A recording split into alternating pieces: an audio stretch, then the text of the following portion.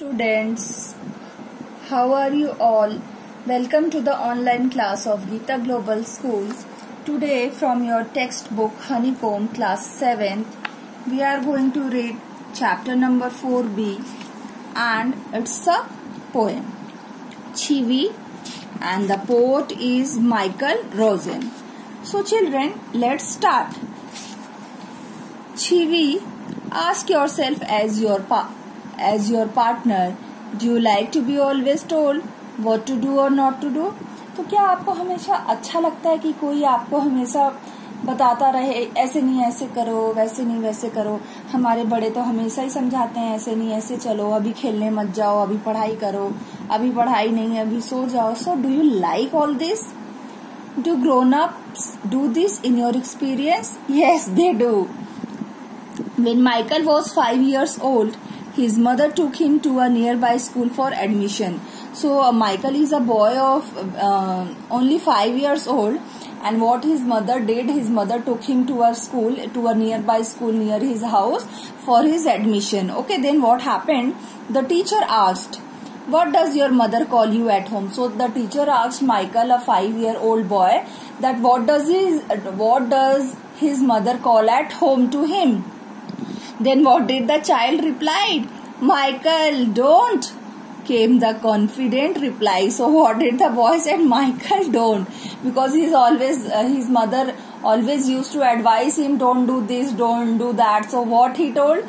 That Michael, don't. Because he thought that it might be his name. Michael, don't. Okay. So notes.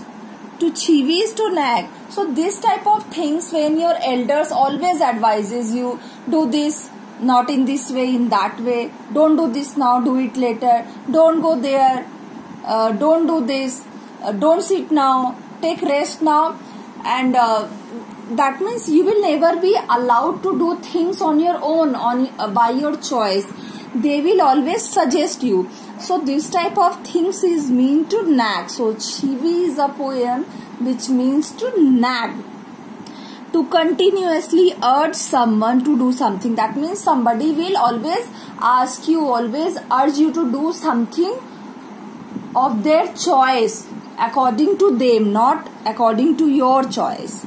Often in an annoying way, and that will just irritate you. It will not be liked by you, because they will always ask you to do things according to their choice, according to the dictionary. So children, let's read the poem.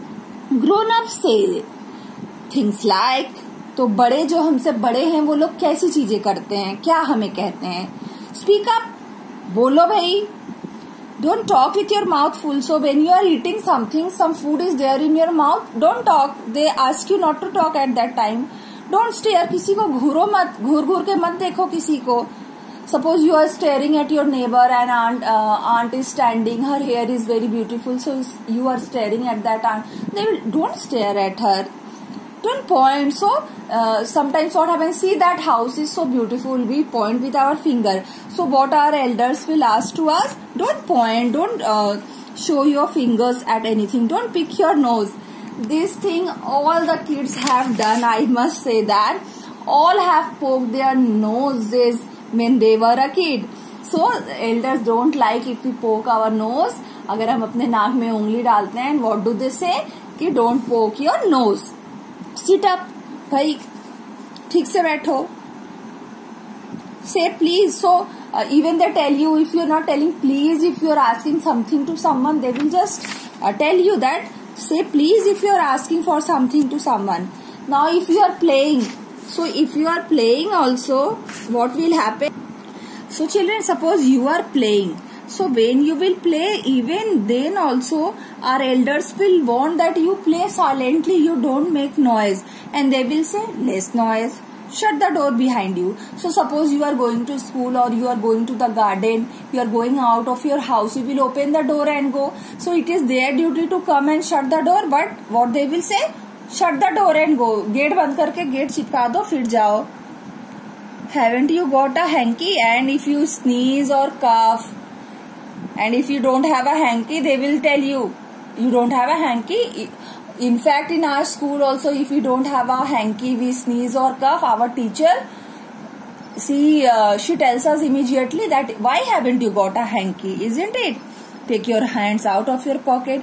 If you talk to your elders and if your hand is inside your pocket, they will never like it, and immediately they will ask you to take out your hands from your pockets. Okay children, so now the next page 70. Pull your socks up. So if your socks are down, especially in our schools, in the assembly hall after the prayers, our socks and shoes and our uniforms are being checked, and teachers or our elders, they will always ask us, pull your socks up. What type of socks are you wearing? If you don't stand straight, they will tell you stand up straight. Say thank you. If somebody is doing something good to you, say thank you to them.